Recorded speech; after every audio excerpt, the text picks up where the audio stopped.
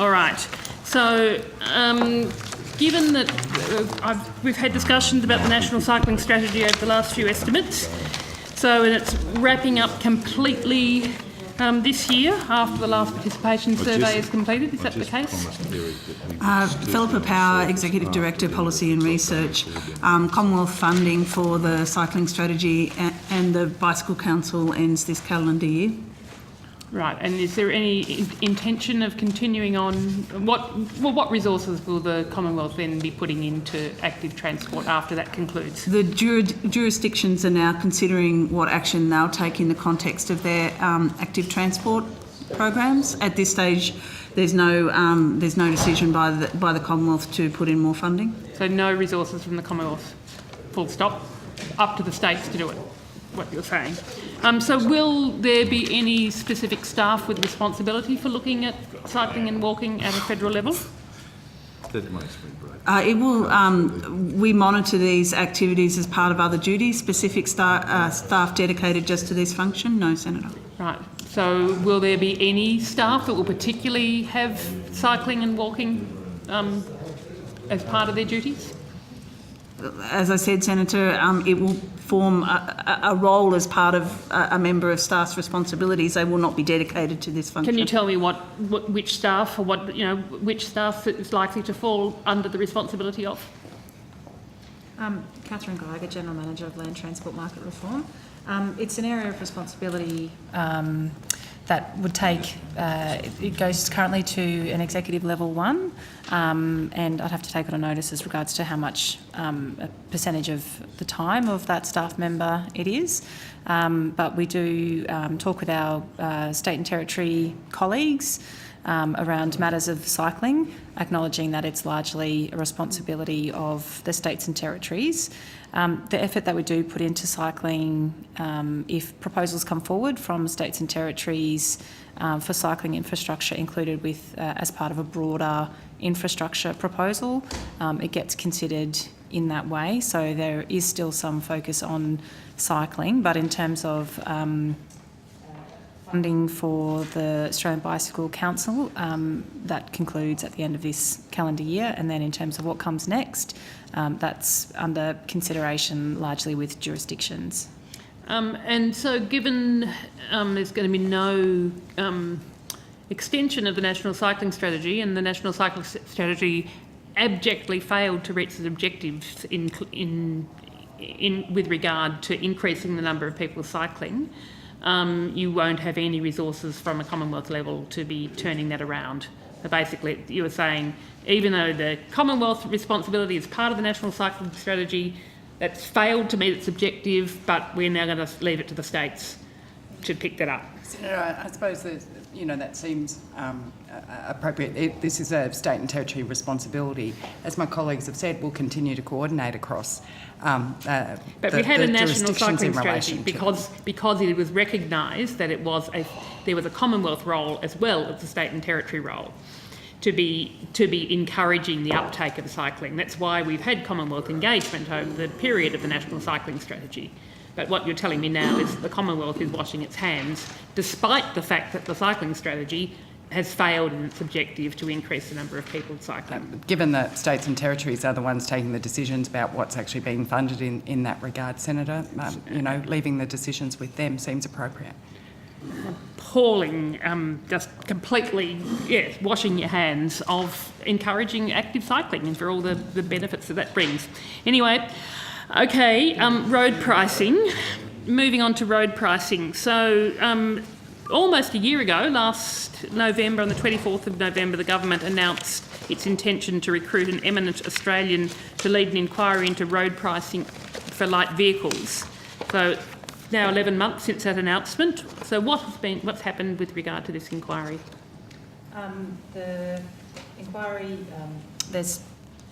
we haven't had an announcement yet about the specifics of the inquiry. Arrangements are being settled within government. The focus to this time has largely been around heavy vehicle reforms, noting that a lot of the effort and work that goes on with our state and territory counterparts in relation to heavy vehicles will also apply on the light vehicle side. So what's then your timeline of expecting this inquiry, the overall road pricing inquiry, to be rolled out? That's a matter for government. So you've got no expectation? So when is it expected the heavy vehicle work will be completed? There's a timeframe for the heavy vehicle reforms. A roadmap was agreed with the states and territories at COAG in 2015, stepping out 4 phases of the reforms. So phase 1 and 2 are underway, with phase 1 being around demonstrating transparency. So we have published asset registers and expenditure plans, which is available on the web. We've had a public discussion paper around independent pricing regulator. So there are a number of steps underway, and governments have agreed to accelerate heavy vehicle road reform. So you said that we've got through stages 1 and 2, but you said there are 4 phases? That's right. So phases 3 is around returning revenue to road owners, and phase 4 is around more direct user charging where appropriate. So these are underway. We're in discussion with our state and territory counterparts at the moment. In terms of specific timeframes around that, that's a matter for all governments to collectively decide upon, noting that the Transport Infrastructure Council is meeting in November next month, and we'll be making some decisions. So what's your expectation then for accelerating the completion of those stages 3 and 4? Is it, are we talking about finishing them in 3 months, 6 months, 12 months?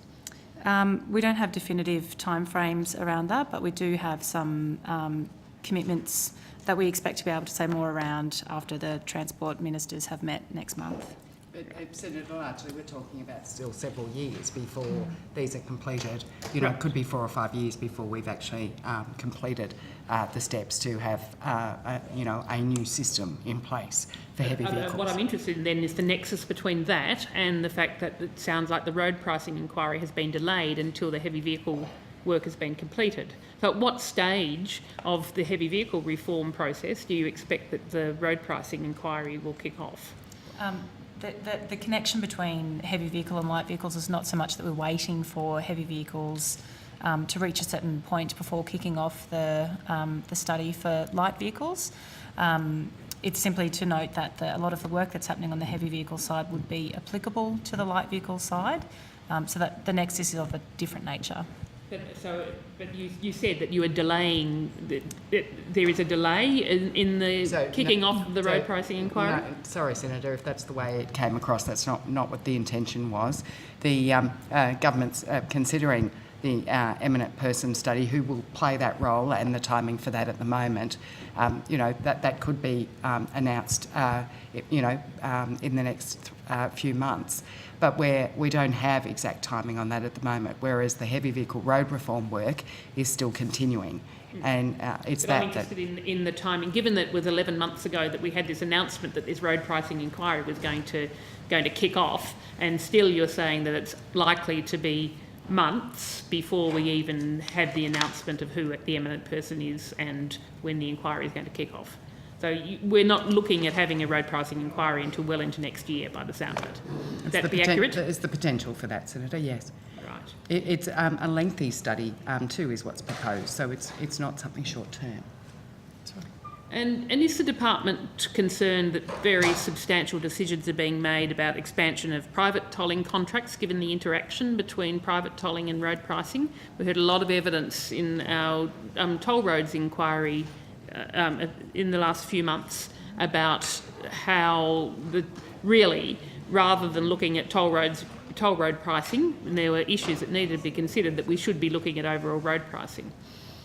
So is this of a concern to the department, given the delay in actually considering road pricing overall? Noting that no decisions have been taken by governments collectively around specific reform measures for light vehicles. It's a journey that's likely to take up to 10 to 15 years. And one of the issues that the eminent person study would need to look at is any interaction between potential reforms and tolling. Well, we know that there are interactions. We know that sort of arbitrarily set tolls and locked into toll contracts are going to impact upon the overall road pricing system. So is this At this stage of the road pricing inquiry, how much of a concern is that to government? That they're going to be locked in more locked in toll road contracts, most likely, before you even get around to doing the study? It's a matter that would have to be looked at under the study.